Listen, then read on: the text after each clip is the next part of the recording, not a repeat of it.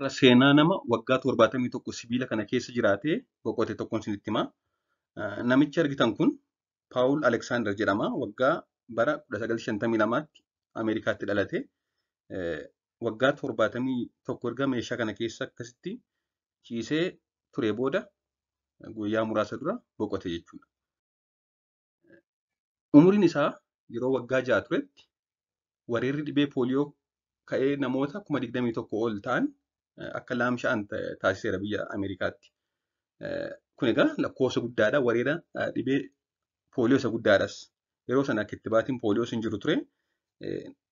Namoonni hedduun laamsha'anii turanii akkasumas hedduunis du'anii turani. Innis egaa namni Paawul jedhamu kun dhibee kanaan qabamee ture yeroo sanatti. Yeroo umuriin isaa waggaa 6 jirutti. Booda qaamni hunduu laamsha'ee maashaan sombii akka qilleensa fudhatee baasuuf gargaaru kan diyaafiraam jedhamu dalagaa waan dhaabeef dirqama lubbuun jiraachuuf meeshaa kanaan arganuu ture. Kan isarra ture.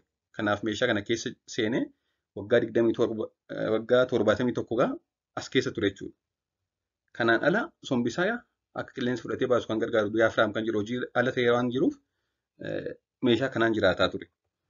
Namni kun qaama isaa keessaa morma qofatu socho'a. Hin dubbata. Morma qofatu socho'a. Kaan hin socho'u. Qaamni hafe hunduu laamshee yookaan paaralaayiz ta'eera. Qaama isaa keessaa mormatu socho'a jenneerra harki isaa miilli hin socho'u. Meeshaa keessaadha kan inni waa xuuxee dhugu malee harkaan fuudhee nyaatu yookaan namatu waa afaan isaa kaa'a. Yeroo waa barreessuu illee barbaadu ilkaaniin meeshaa wayii qabeetu kiiboordii kompiitaraa irratti tuttuqee barreessa. Akkasumas even kitaaballee yeroo dubbisu kitaaba dubbisuu jaallata. Yeroo dubbisus peejii kitaabaa kan inni galagalchu meeshaa akka muka wayiidhaanidha yookaan namatti isaa galagalcha. Paawul egaa achuma ciisee kitaaba seenaa jireenya isaa ibsu kan 3 minutes for a dog my life in an Ireland jedhu bara 2020 maxxansee ture. Meeshaan kun Ireland jedhama. Innis The Man in the Ireland jedhamuun beekama.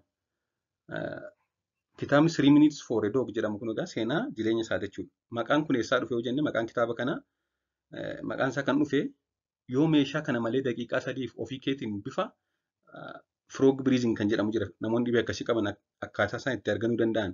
Bifa kanaan yoo ofii daqiiqaa 3 of dandeesse meeshaa kanaan ala qilleensa kana fudhatte sareen sii kennaa jettee neersiin isaa waadaa isaaf gallaan innis kana akkaataan isheen gorsitan yaalee daqiiqaa 3 of danda'ee waan tureef saree badhaafame 3 minutes for a dog my life in Ireland jedhee kitaaba barreesse jechuudha. Daqiiqaa 3f meeshaa kanaan ala bifa frog breathing jedhamuun erga qilleensa fudhachuu shaakalee booda suuta gara daqiiqaa 5tti daqiiqaa 10tti dabalaa dhufe meeshaa ala of danda'ee of masaa qilleensa fudhachuu baasuu shaakale jechuudha.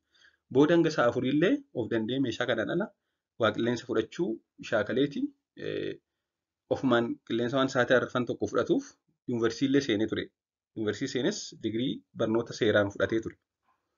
Sa'aatii 3-4 yoo ala ture deebi'ee keessa seenaa achi keessa ciisee dubbisaa akkasumas halkanis achi keessa bula jechuudha. Bakka adda addaa illee wiilchariin bahee deemuu ilaaluu danda'eera. Even yeroo ta'etti biyya Meeksikoo deemee meeshaa kana qabatee jechuudha. Sa'a 4f wiilcharii irra taa'a. Sanaa booddee meeshaa kanatti deebi'ee seena. Akkasiin biyya adda addaa illee deemee ilaaleera. Seeraanis mana murtii dalageera. Abbaa seeraallee ta'ee dalageera jechuudha namni kun. As keessaa bahee murtii seeraa kennee deebi'ee sa'a muraasa booddee deebi'ee itti deebi'a jechuudha meeshaa kanatti. Kanaan ala jiraachuu hin danda'u waan ta'eef. Even yeroo dhibeen koovidii akka addunyaatti weerarri ka'ellee dhibee kanaan qabamee ture. Yeroo sana hin du'adhamee shakkamee ture.